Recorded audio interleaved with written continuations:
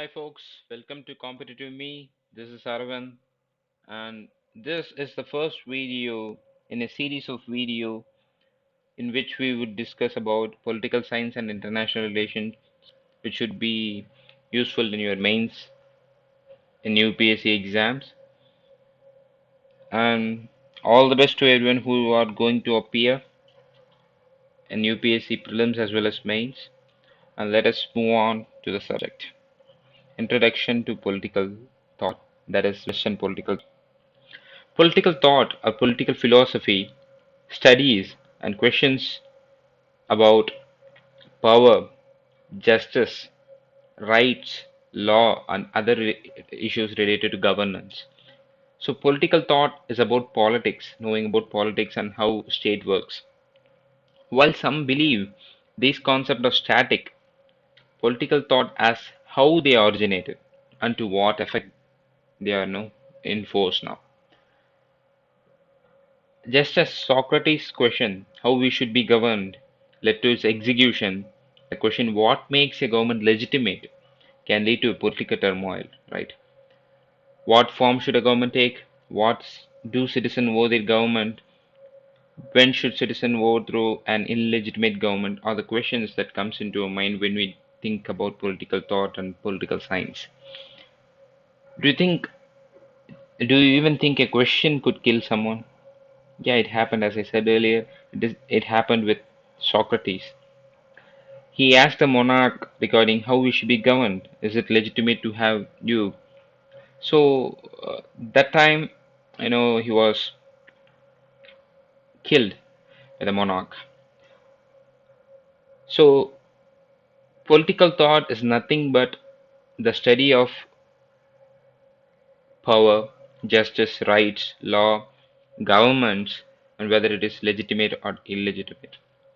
Political thought, in a lucid manner, if we see, it means five of the following things. That is, exposition of ideas, values, proposals for influencing policy, changing it, revising it drastically for total break and a new beginning.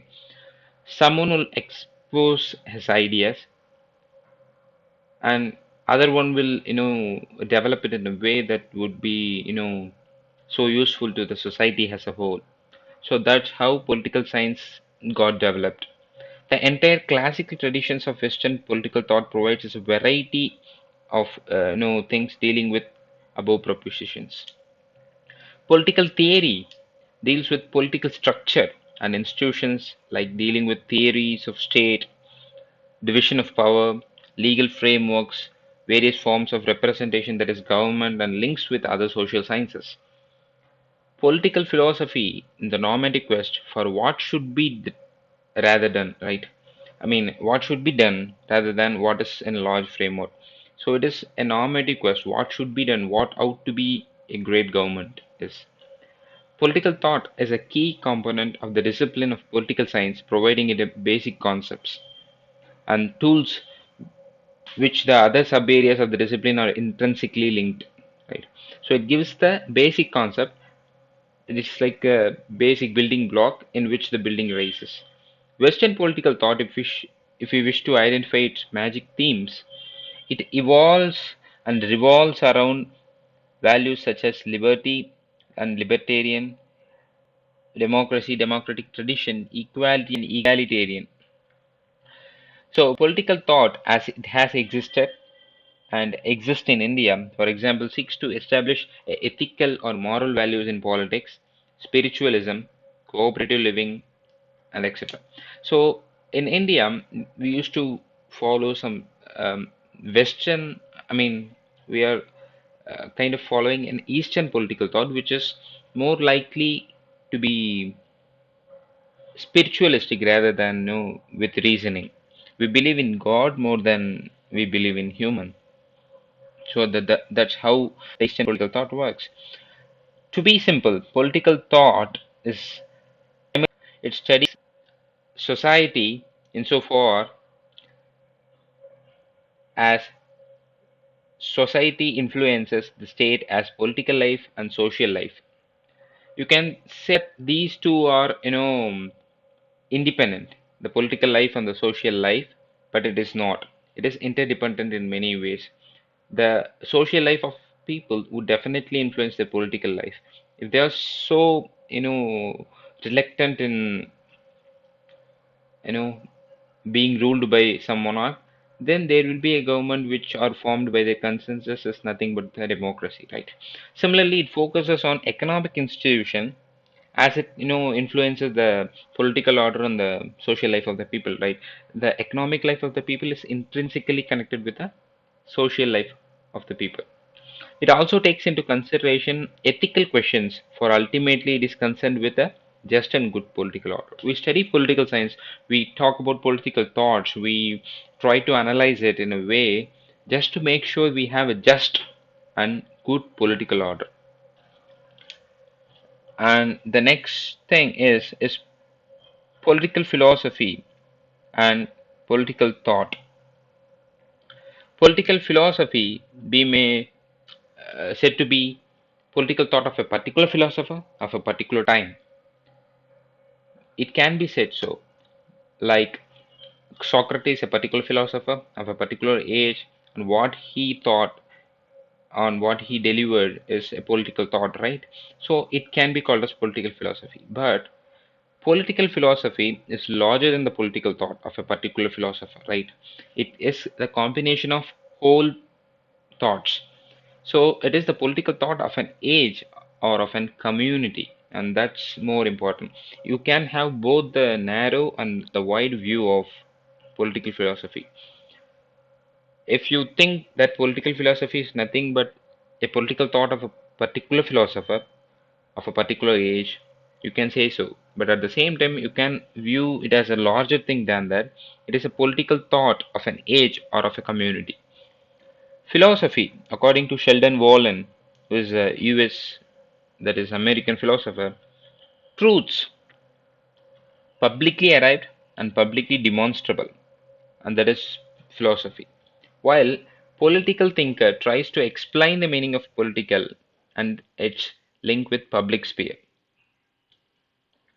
So philosophy is nothing but the truth, but political thinker will try to explain the meaning of the politics and the link it with the public sphere. So this is what that differentiate philosophy and a political thinker who is trying to explain that philosophy in a manner with its link to the public sphere. Western political thought. Political thought is about politics, as I said earlier. So politics about what is the next question that comes to your mind. Political time, political thought is about politics of a state. Then what is a state? State is nothing but a unit of governance that we would see in this line, right? State is nothing but a unit of governance. Western political thought has served as a philosophical and ideological foundation for governments around the world. It can be a democracy or it can be communism or Marxism or whatever it is.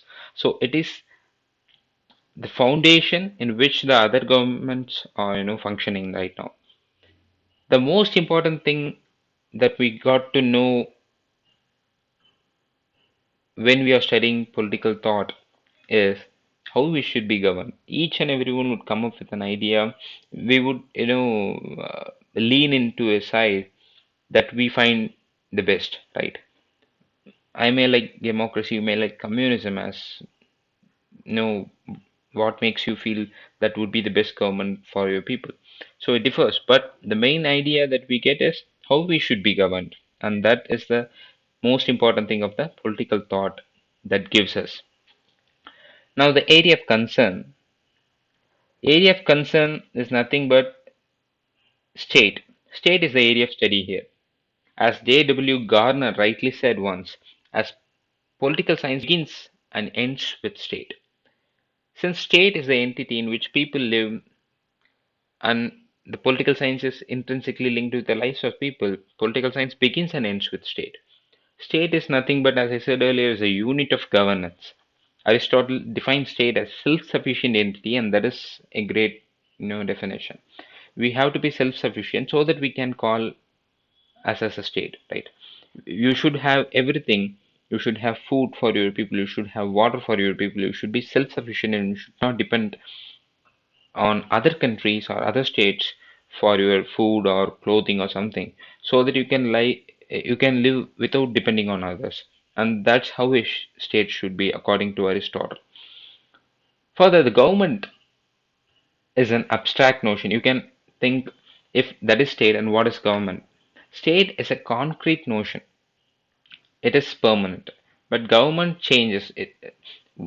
Example for French, there is a monarch, there is a democracy, and then there is a monarch, and that's how the government changes. But state is permanent most of the times. But it changes with the age.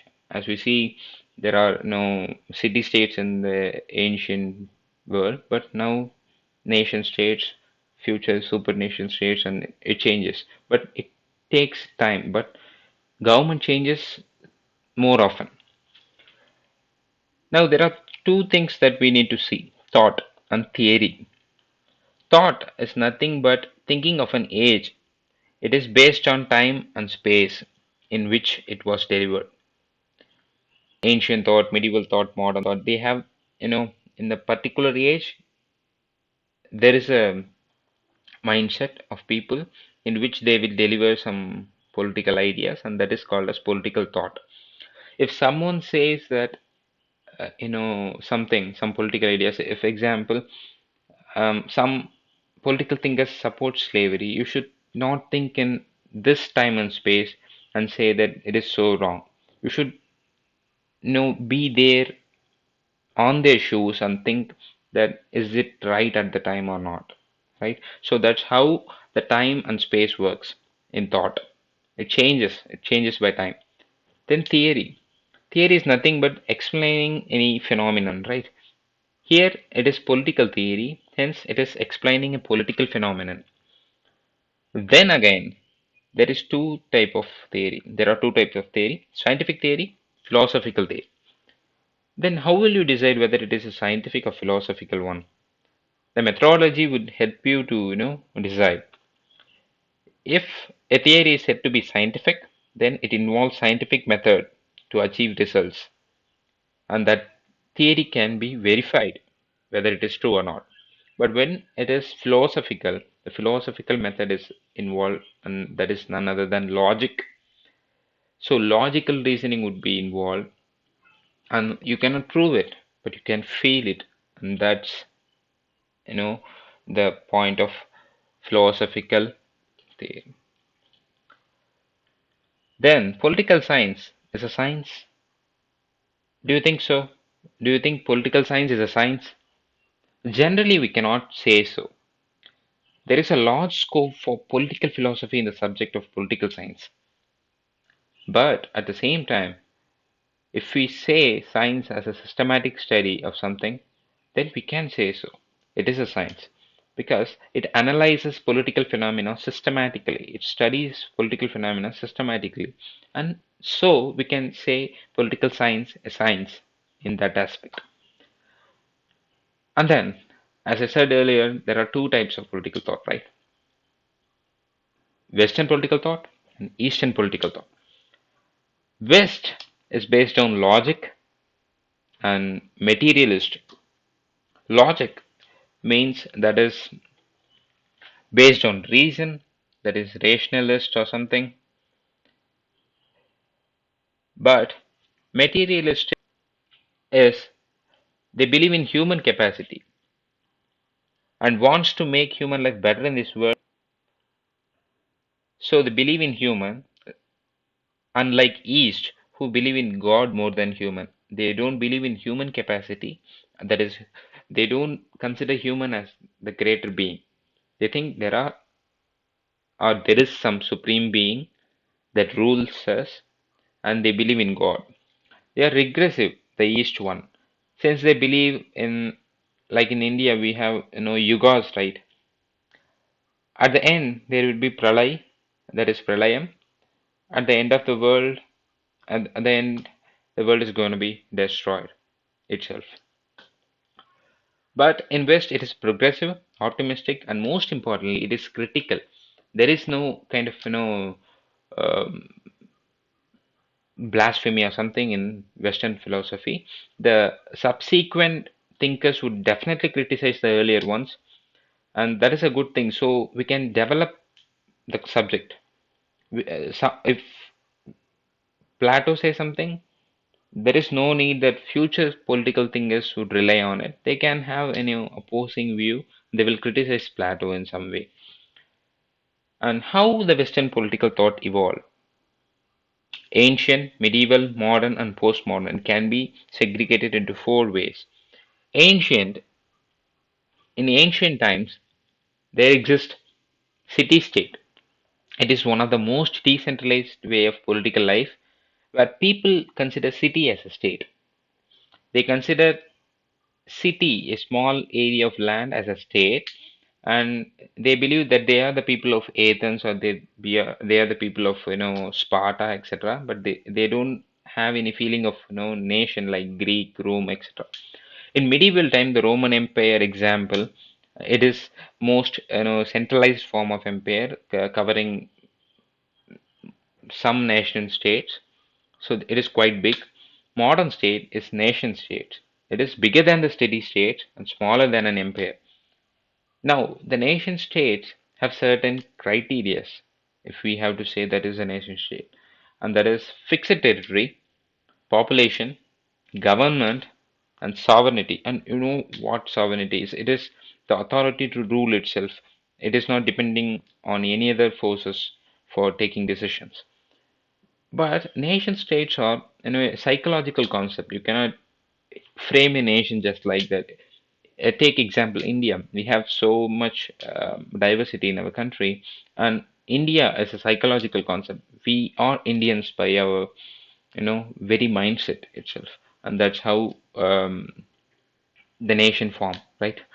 Postmodern state is supranational state, like the association of different nation states, like European Union, United Nations, and many other, international organizations. It is a confederation of nation states. They combine to form a supranational state, and they will decide upon the census of us. And the final part. Western political thought plays a major role in UPSC. So we need to, be thorough in Western political thought, and that's why we have started from Western political thought.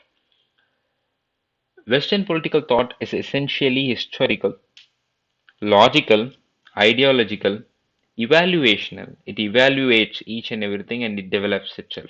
And methodological. So there is a method for everything in which you can arrive at the results.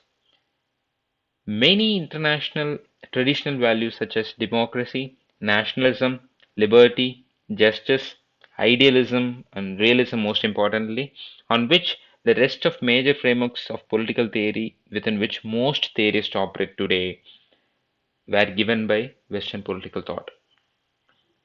I will conclude it with Sheldon Wallen's quote.